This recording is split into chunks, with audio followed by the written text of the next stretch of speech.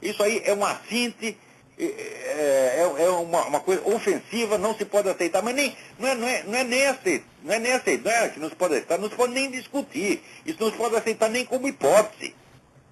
Quer dizer, virou uma classe especial, então os favorecidos da sorte, têm contrato de exclusividade com Deus, tá certo? Eu gostaria que você falasse também sobre essa questão dos ciganos na França. E é só isso, eu vou desligar, vou continuar ouvindo o programa aqui. Cigano na França, não vou falar nada porque estou por fora. Eu sei, tem uma vaga ideia, mas não tenho informação. Se você tiver, me manda que a gente comenta aqui. Agora, aqui, o Eugênio Valença me escreve uma carta. Com as duas perguntas.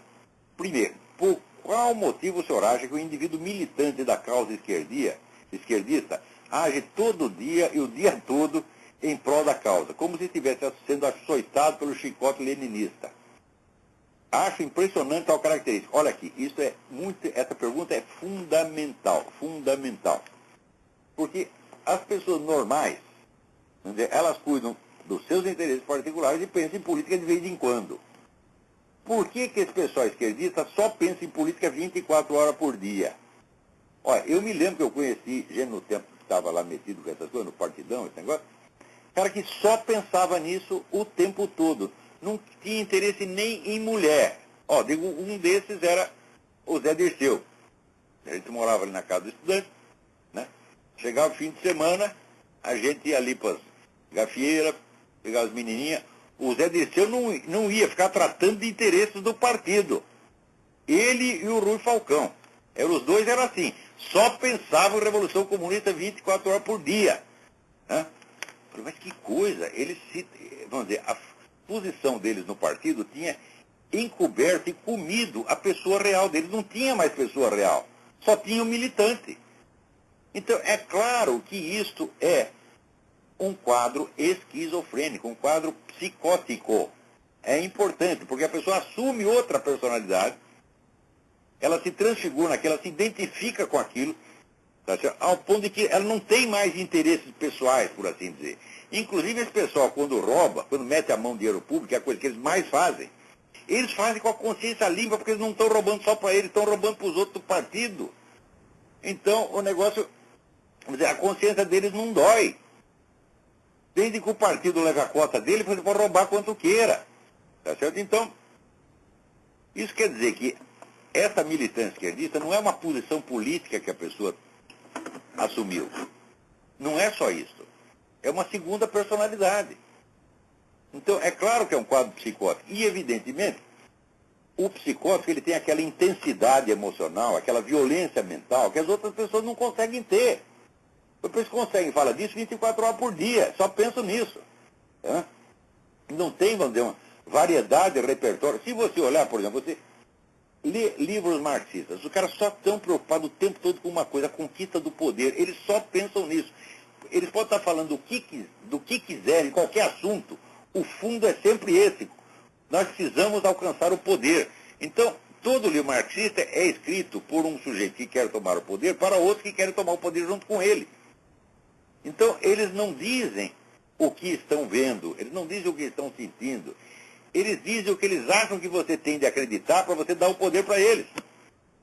Então, é sempre uma linguagem dupla, tem dois andares a linguagem, né?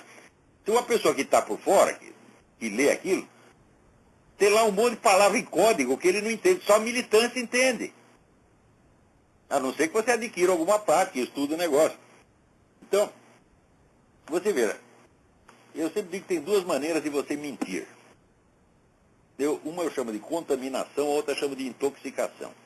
Contaminação é o seguinte, você fala um monte de coisas verdadeiras ou inócuas e coloca uma mentirinha lá no meio, mas uma mentirinha decisiva, bem disfarçadinha.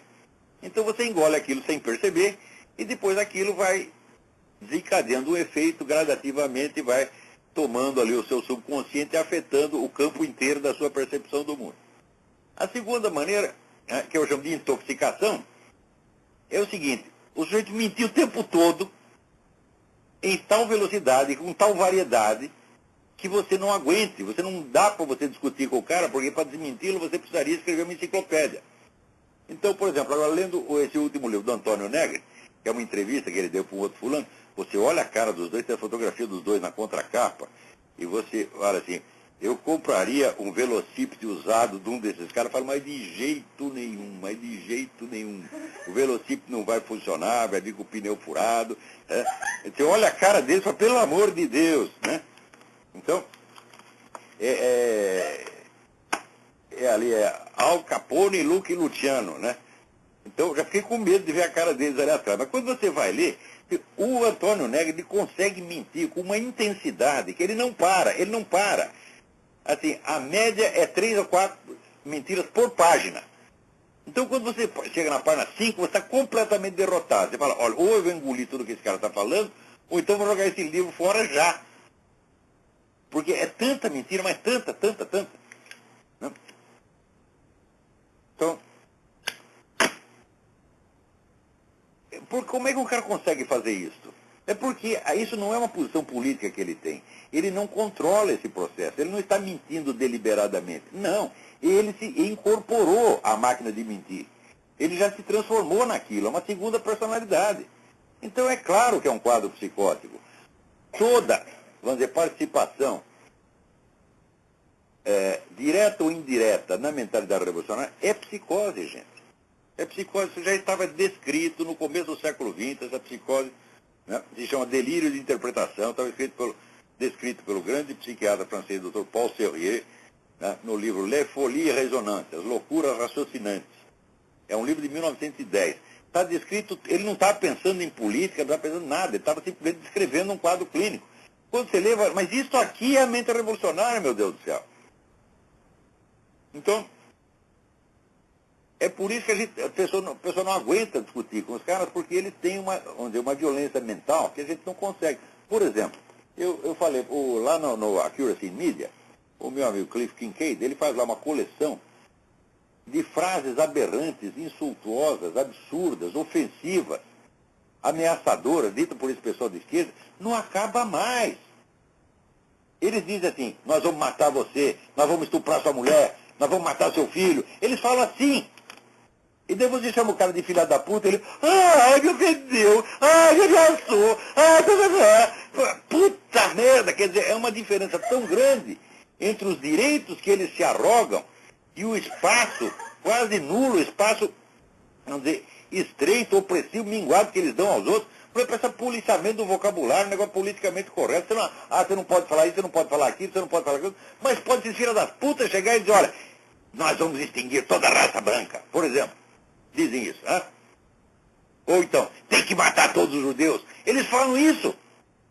Não é nenhum nem dois, são centenas deles que falam isso de gente importante, não é um maluco que está bêbado na esquina. O cara fala isso da cátedra universitária, fala isso no parlamento, né? E o outro lado fica quietinho, porque se inibe. Ou então, decide, né?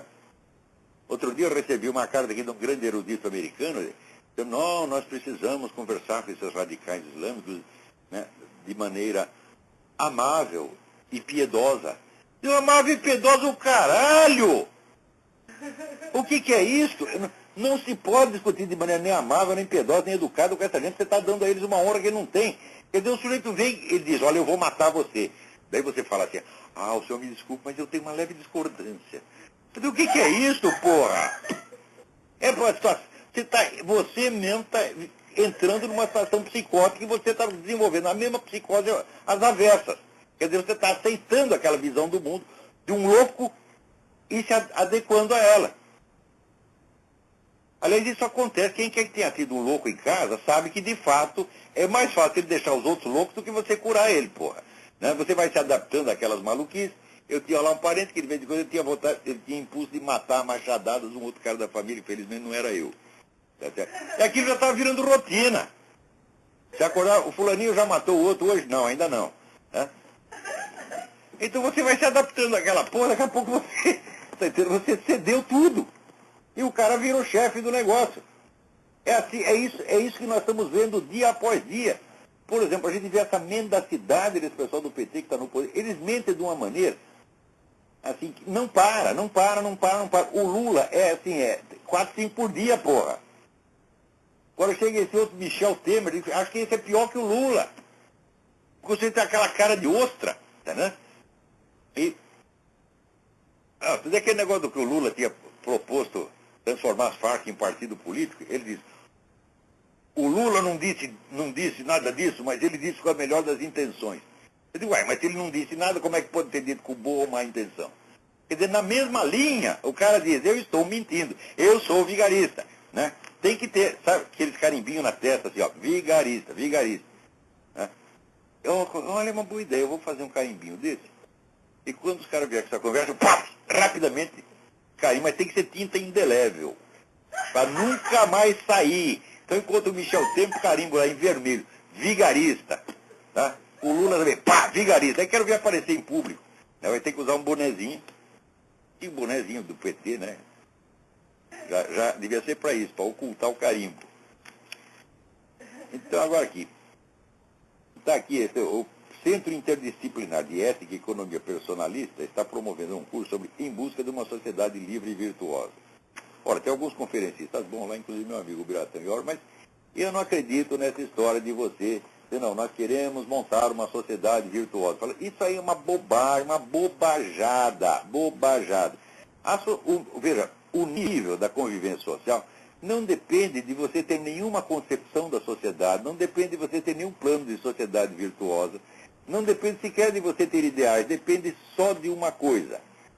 Depende de você atuar contra as forças corruptoras que destroem a sociedade. Você não precisa ter uma proposta positiva, meu filho. Por exemplo, você pega aí a polícia. Para que existe a polícia? Ela existe para combater o crime. Ela não vai fomentar os bons costumes, por quê? Os bons costumes são normais, não precisam ser fomentados, meu saco. Se você eliminar, se você combater impiedosamente, tá certo? As forças da decadência, da corrupção, da mentira, o resto a sociedade faz por si. As pessoas, você não é o único que tem ideia boa. Veja, quantas pessoas tem no Brasil? 180 milhões de pessoas? 190? Então, cada um deles tem uma boa intenção na cabeça. É só você eliminar os obstáculos e as pessoas realizam as suas boas intenções, que uma cabeça humana jamais poderia abarcar. Você não pode conceber de antemão todas as ideias boas, produtivas e humanitárias que as pessoas vão ter nos próximos 50 anos. Não é possível. Então, ter uma concepção integral da sociedade, boa e virtuosa, é perda de tempo, meu filho. Só precisa combater o crime e a mentalidade revolucionária. É só isto. É só isto. Você não precisa ter belos planos para a economia, você não precisa ter belo plano para a educação, para nada. É só deixar que a sociedade tenha a sua iniciativa e as pessoas que têm poder e influência que tratem de combater o mal. Eu já disse para vocês, não existe mal maior no mundo do que a mentalidade revolucionária há 300 anos. É isso que nós temos que combater. Se a pessoa dizer, o que nós devemos fazer para melhorar a economia brasileira? Não sei. O que devemos fazer para melhorar a educação no Brasil? Não sei. O que devemos fazer para a saúde pública? Não sei. O que devemos fazer para o Brasil? Devemos tirar do cenário os seus inimigos. O resto, deixa que o povo tenha a sua iniciativa e todo mundo saberá ter lá a sua ideia boa e lutar por ela. Cada um no seu campo. Agora, se você vem com uma concepção integral de sociedade, você já está pensando exatamente como o movimento revolucionário. Prestem atenção. Até o advento da modernidade, ninguém jamais pensou em sociedade melhor. Ninguém pensou. Porque todo mundo sabia, por instinto, que a sociedade resulta de milhões de iniciativas que ninguém controla, porra. Você está entendendo?